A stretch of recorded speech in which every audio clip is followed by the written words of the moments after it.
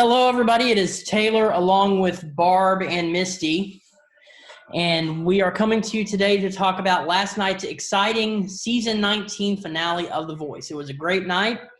We have a winner. We'll talk about that a little later. We're going to talk about what we thought of the results. But before that, let's go ahead and talk about some of the things that happened throughout the night. The show kicked off with a musical number, the Top 20, singing Rockin' Around the Christmas Tree.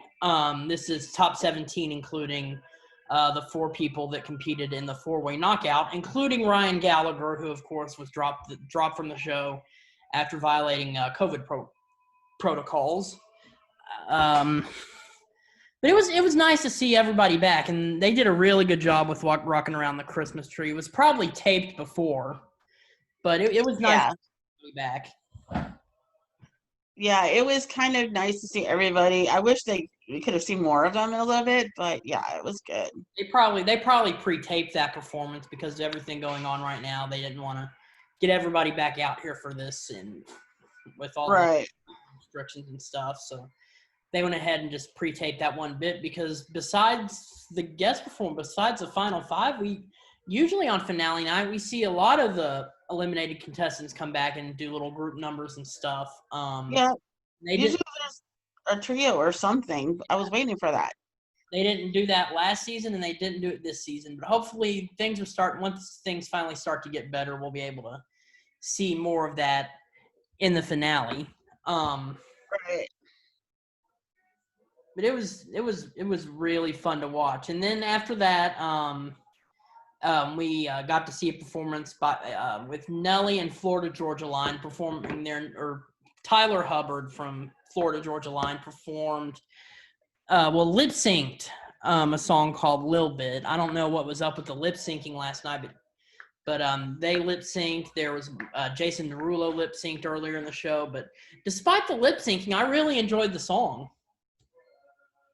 Yeah, I enjoyed this song, but the lip syncing was kind of irritating because it's like you go in there and you watch it, for live performances or as close to.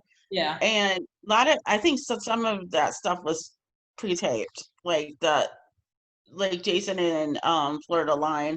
Yeah. I think they pre-taped it ahead of time. So yeah. And then we got to see a really, really fun clip of Gwen acting like a country girl. She was dressing the horses up and whittling with the nail file. It was. I swear, once this COVID stuff is over, I'm going to find one of my friends and drive to wherever they live in Oklahoma, and I'm going to go looking for them. They do seem like they have a lot of fun. They'd probably be fun to see on their own talk show. Yeah, I mean, to me, it just seems Blake is more, I don't want to say laid back or more normal or human since he's been with Glenn. And or more fun, but it was fun watching it, and I keep saying I'm gonna find out where they live. Yeah. So, especially during the summer, if it's warm outside, we can go find them. Mm-hmm. And up next, we had Louis Capaldi singing "Before You Go." One thing that I did miss that we didn't get tonight is the performance. Like each of the finalists usually perform a celebrity duet, and we didn't get to see that. And I was kind of disappointed because I wanted to see Carter maybe perform with Lauren Daigle or Louis Capaldi. That's what I was hoping. It was that Carter was going to sing with Louis because of the fact that he auditioned with that song, with Louis' song. Mm-hmm. And that was kind of disappointing. Mm-hmm. But Louis was good, but I would have loved to have seen him in Carter. Yeah. And up next we had 24K Golden singing some song called Mood. It was a catchy song. I don't get all the big set pieces they're doing. It's kind of annoying. Right. And to be honest, I still don't know who he is. Yeah. I don't think anybody does. Like, okay, who is this person? Yeah. And then we had Kelly. I'm glad they did the coaches duets, which they actually did last night instead of Right. do them on Mondays during finale week. But first up were Kelly Clarkson and Dez singing "I'm Every Woman," which was made popular by Shaka Khan, and then years later, of course, was made popular in the movie The Bodyguard by Whitney Houston. And Right. it was a really good performance. I wish they would have put these on Monday night because they're always fun to watch. But I think I'd rather have them on Tuesday because it's hard to vote on the performances like that. Right. And I think the 7 a.m. cutoff for the votes to be put in is they should extend it some. And because I probably would found different ways to vote for Des, although but also I think I kind of miss, like, in years past they had the thing where whoever streamed the most through Apple Yeah. got a bulk of the votes, but because they switched to YouTube this year, And they're not doing that this year. they didn't do it, and I kind of missed that because that might have given the final five who finished maybe a little leg up in as far as votes go. So but yeah, that's one thing I kind of missed. Mm-hmm. And then they did a clip of sort of the funeral for John Legend's Rubber Hand, which I'm really gonna miss. Yeah, well, I know It what was he far uses from for the audition. He stole his daughter's Casio, but you know, like those little keyboard thingies yeah. that all little kids have. He stole his daughter's, Ah. and but yeah, I kind of missed the hand. The hand was like a big joke the whole season. Along with Blake's cardboard cutout. Yeah. And up next we had Lauren Daigle singing "You Say." Again, I love Lauren Daigle. I love the song. I wish that Carter would have been able to sing it with her or sang something with her because he did so good on "You Say" during the knockouts. Or even Jazz. Her and Jazz would have been good too in some ways because you know Jazz has that gospel. I'm sure she did gospel stuff Yeah. but I think her and Des would have played off very well too. So And then up next we had another pre-tape performance. This time it was Jason Derulo performing around a swimming pool and a bunch of stuff. It was all a lot of the pre-tape performances were ridiculous tonight, or a it lot was stupid. the staging, like just let them sing. We don't need to see them. We don't need a video. We just want to see them sing on the stage. And yeah, no, I don't get the Jason Derulo's lip syncing didn't help one bit. It was extreme. No. I got to say, I'm a huge Jason Derulo fan, but that was just. I could lip sync better than that because there's nothing. But yeah, it was sad. Yeah. Up next, we had John Holiday and John Legend singing Simon and Garfunkel's "Bridge Over Troubled Water," and I thought it was a really good, outstanding performance because their voices blend so well together.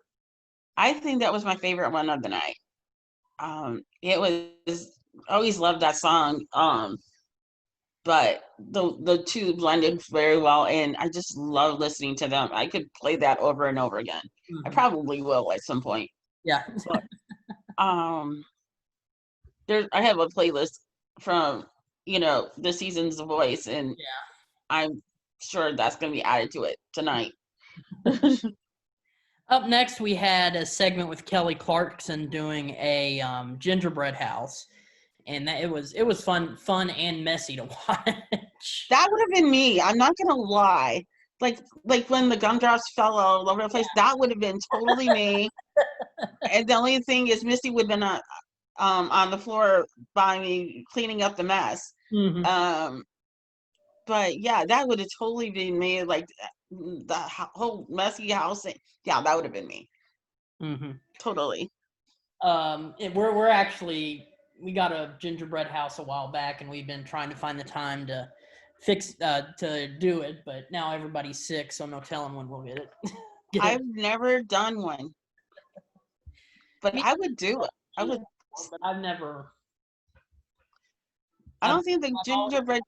I've always been afraid that if I try and build a gingerbread house, a crazy witch will pop out of it and try and put me in her oven. So. Well, the thing is, it's baked gingerbread, and like, oh no, a piece broke off. You might eat the house before you put it together. Yeah. Up next, we had Dan and Shay, who they sang their Christmas song "Take Me Home for Christmas." Actually one of the more talented guest performers of the night were Dan and Shay. I love their voices, and I think they blend really well together. I still don't know which one is which. I said I know. I asked that last night. I was like, which one is Dan and which one is Shay? Yeah, Dan may be the one with the mop on his head. I don't know. I don't know. I think I like him. He's my favorite, so I want to know which one is he. Mm-hmm. But yeah, I think out of the guest performers, they were the best ones, Yeah. and you couldn't tell they were lip syncing as much as some of the others. Yeah. Up next, we had Blake Shelton performing with his artists. Blake and Ian sang "Mama, Don't Let Your Babies Grow Up to Be Cowboys." I thought that was cheesy. Not the performance I would have liked to have seen. And No, it was cheesy. Same with Blake and Jim doing the streets of Bakersfield. Just really odd. Yeah. Choices for them. Up next, they did a clip of Blake and John singing "Just the Two of Us Together." It was pretty fun to watch. I think that Blake and John are the new Blake and Adam. Yeah, I mean, John fits in so well with them. It's almost like he's always been there. And I do miss Adam. I'm not gonna lie, I still miss him. But I do like John on there. He's a perfect part of the show. I just like how they swap out the fourth judge every other season at this point. So, but yeah, I liked them. They were funny to watch too. So. Mm-hmm. And up next, we had a performance with Julian Michaels and J.P. Sachs. They did their duet, "If the World Was Ending." It was pretty good. I just, for some reason, I'm not into a lot of modern music nowadays. Yeah, it just depends. Like a lot of the stuff that, music changes, and just some of it nowadays isn't really exciting to me anymore. Well, yeah, like I still, of course, listen to 80s and 90s and 70s and some of the early 2000s, and it just depends on who the people are. Yeah. And I still have no idea who. Well, I like Jillian because I've only seen her like on like The Voice and stuff. Mm-hmm. But a few of these people are like, no, who, what? Up next, we had another duet. This time it was Carter Rubin and Gwen Stefani. They did "You Make Me Feel Like Christmas," which is, of course, by Blake and Gwen. They did a really fun job with it. It was kind of odd with a 30-year-old and a 15-year-old singing a duet together. But the performance was fun. I probably could have done without the Santa's Workshop thing. Once again, it's just, I think they're just trying to go over the top, and it's kind of annoying. Yeah. Well, I like they were my second favorite. It was cute, and yeah, originally, of course, Blake and Gwen, but can keep with Carter and Gwen is more like a mom kid type of thing. Yeah. So, but yeah, it was good, and with Santa's Workshop, he is 15, so I think they just had to play that up that he's still a teenager. So. And the last performance of the night, we had Keith Urban and Pink via projection doing "One Too Many," and it was pretty good. They did good together. Yeah, they were good, but yeah, no, it was another one of those like why type Yeah. of performances. And I just miss the old finales like The Voice did, and Yeah. I don't like when it was like a big giant concert, Hmm. and because it was like being able to sit on your couch and watch all these awesome people. Hmm. But given the COVID situation, I'm sure they did what they could. So And finally, after almost 2 hours of filler, it was time for the results. In fifth place was John Holiday. I was actually really surprised he finished in fifth. I was surprised and I was mad. I was like, what the ever loving what? Like, how could he have finished fifth? He was like one of the top.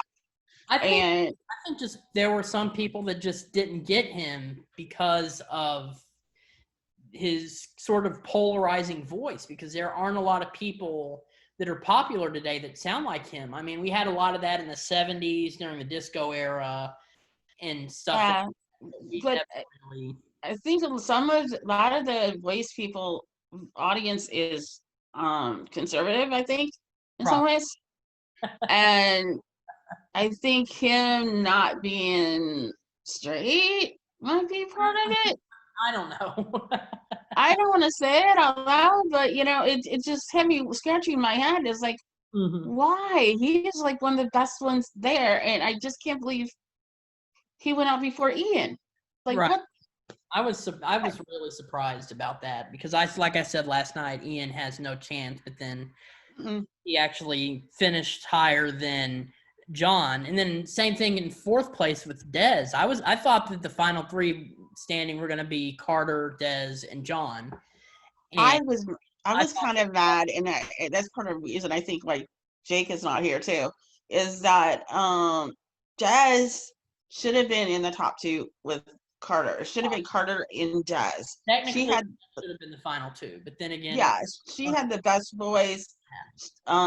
In my opinion, yeah, I still think Carter would have won, mm, would have, did how he did, but I think she should have been number two. And it's it's ironic that a show like The Voice has not had someone, a black woman or a person of color not win the show. And I think we it's way past time. had So what's his name? Crap. Um, we did have a Chris Blue win with um Alicia Keys. He was African oh American. yeah. Well, we Paul. haven't had a female. I think the I, only I forget. Tess Sanchin was some sort of nationality. I forget. I think she might have been Jamaican. yeah. Oh yeah. That, but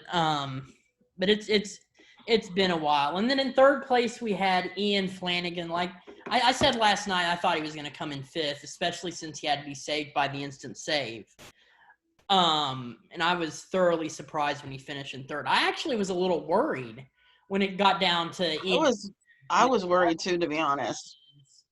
And I was like, no, no, this is not gonna be What's good. going on? Is Like I was like, yes, this is what it should have been. He should have been fifth. No, I was not happy. And I hate to say this, I said yesterday maybe it's the Blake factor. I don't know what it is. Why he finished as high as he did. And then, of course, Carter Rubin won season 19 of The Voice. Very Yay. well deserved win, I think. One of the three, technically, one of the three best singers of the competition this season.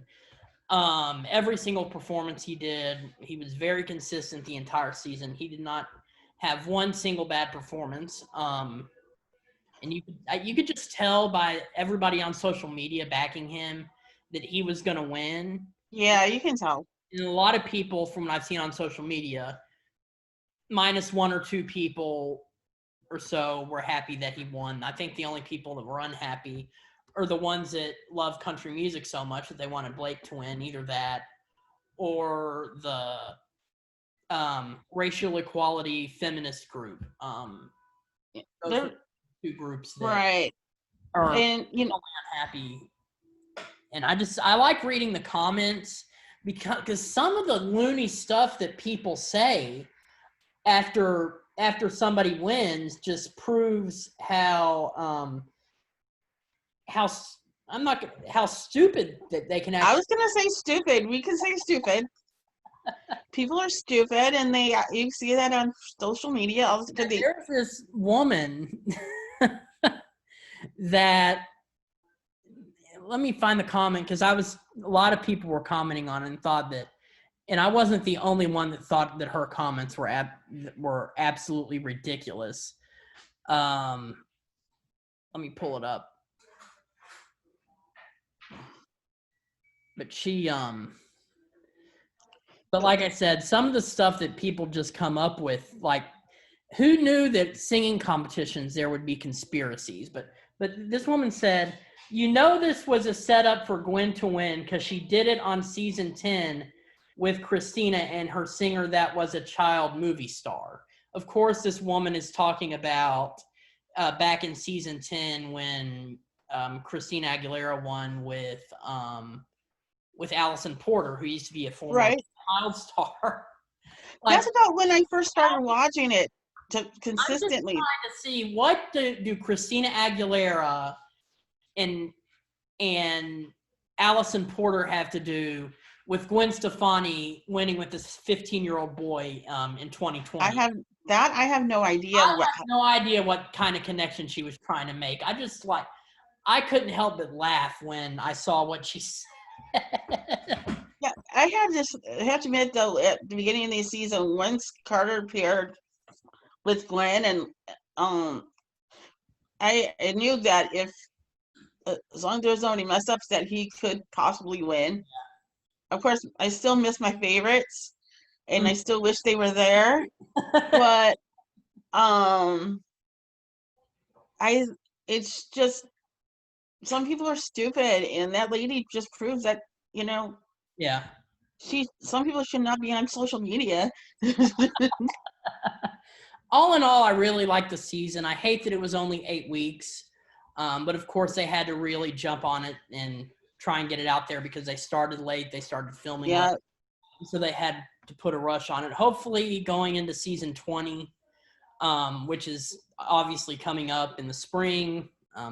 Usually happens. I know it's late February, early March. Yeah. From what I heard, because as you know, I went to the blind auditions, one of them, and I'm sworn to secrecy about who the fourth coach is. But people will not be disappointed. Let me put it that way. And he's a favorite, and I was glad to see him. Well, they actually announced on social media that Nick was the fourth coach. Which it's on there already? Yeah, I think I saw. Which is so disappointing because Gwen did a really good job this season, and I'm glad we're getting Nick back. Yeah, I just hope, like, the idea of them switching back and forth, and because Nick is fun to watch too, and this time they were making fun out of his jacket, and I like what he's giving all his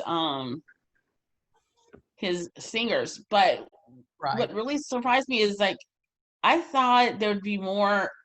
What I saw is that there would be more cheer turns, maybe, because watching the show, you get misled about how quickly people turn, but you see all these people that did not make it, and I'm like, wow. So I'm waiting for the tickets to go live for the battle rounds, and I'm going to jump on it. So I'll just set aside a day afternoon, just sit down and watch the battle rounds. So, and of course, we will be covering The Voice in 2021 along with Hell's Kitchen and a bunch of other shows. Tomorrow, me, Jake, and Barb will be back together again when we discuss the Masked Singer finale, which airs tonight. Yay! And then all four of us, me, Barb, Jake, and Brian, will be here on Sunday to discuss tonight's episode of The Challenge. Until then, the challenge is on tonight, and so is the Masked Singer finale. Yes. That is wrong on all levels, but since I'm not really this is my first season of the challenge, so I can wait and watch it tomorrow. But it's still all wrong that they have all the good shows on it same day. Anyway, that is our show for today. Make sure you like our social media pages in the video description below. Follow us on our Facebook page. Subscribe to our channel, and we will see you tomorrow. All right, later.